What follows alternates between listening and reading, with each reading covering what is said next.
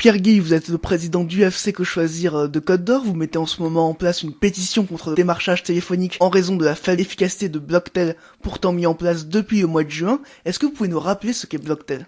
Eh bien, Blocktel, c'est un site qui a été mis en place par le gouvernement et qui permettrait normalement de pouvoir bloquer justement tous les appels téléphoniques que vous ne souhaitez pas. C'est-à-dire que les personnes qui se sont inscrites sur blocktel.gouv.fr, normalement, avec leur numéro de téléphone fixe et ou de téléphone portable, ne devraient plus recevoir de la part des entreprises des appels téléphoniques intempestifs. Donc, du coup, pour se rendre compte de l'importance du démarchage téléphonique, donc les chiffres, ce serait une moyenne de 16 appels par mois par foyer et 47% des Français seraient appelés tous les jours, c'est ça ? Eh bien écoutez, oui, il y a des Français qui sont appelés très souvent même. On a même une personne qui est venue nous voir hier à notre permanence à Dijon et qui a déclaré qu'elle avait eu, et elle les a tous notés, 16 appels entre son fixe et son portable dans la même journée. Et 9 appels sur son téléphone fixe. 9 appels sur le téléphone fixe.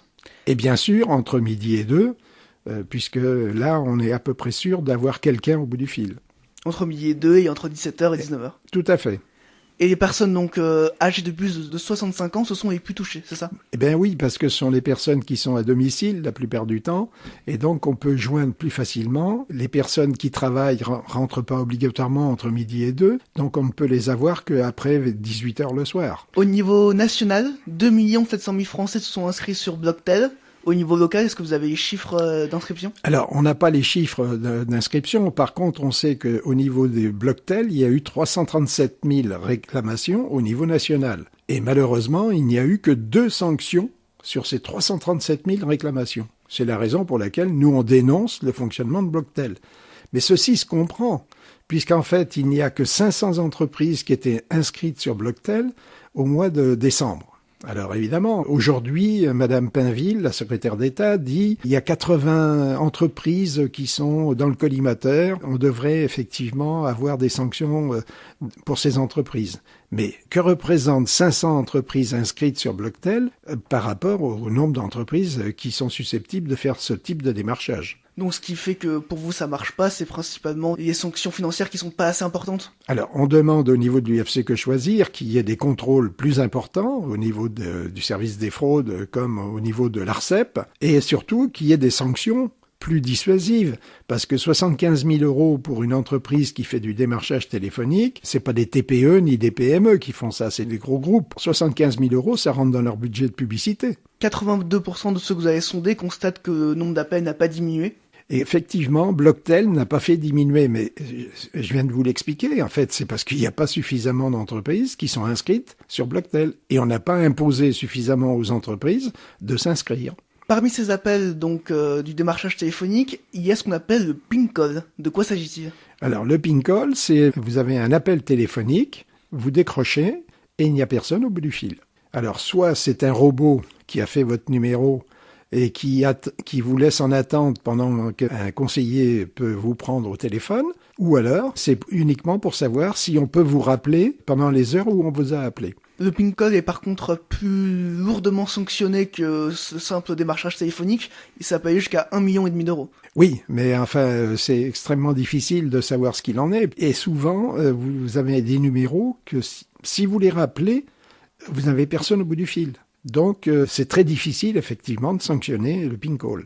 Mais néanmoins, ce qu'il faut, c'est que les personnes qui sont victimes, parce qu'on appelle ça des victimes quand même, on est tous des victimes, on en a ras-le-bol d'être sans arrêt dérangés par ces appels téléphoniques intempestifs, eh bien, il faut absolument faire le 33 700 et là, effectivement, dénoncer le numéro qui vous a appelé.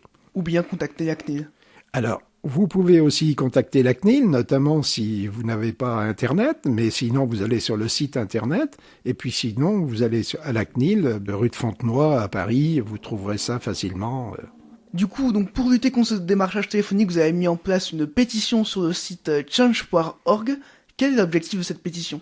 Eh ben, l'objectif de la pétition, c'est d'avoir un poids plus important au niveau des consommateurs et au niveau des citoyens en général, puisque cette pétition est ouverte à tous, et pour montrer effectivement que le ras-le-bol des citoyens par rapport à tous ces appels intempestifs, et plus on sera nombreux à signer cette pétition, plus on aura de poids au niveau du gouvernement pour justement faire en sorte qu'il y ait plus de contrôle et qu'il y ait en même temps des sanctions plus importantes.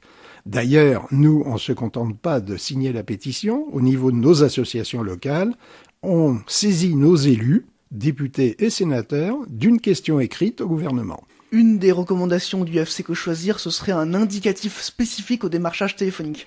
Eh bien oui, parce que effectivement, si le démarchage téléphonique pour des raisons commerciales était identifié avec un numéro spécifique, par exemple le 13, effectivement, les personnes sauraient tout de suite que c'est du démarchage téléphonique.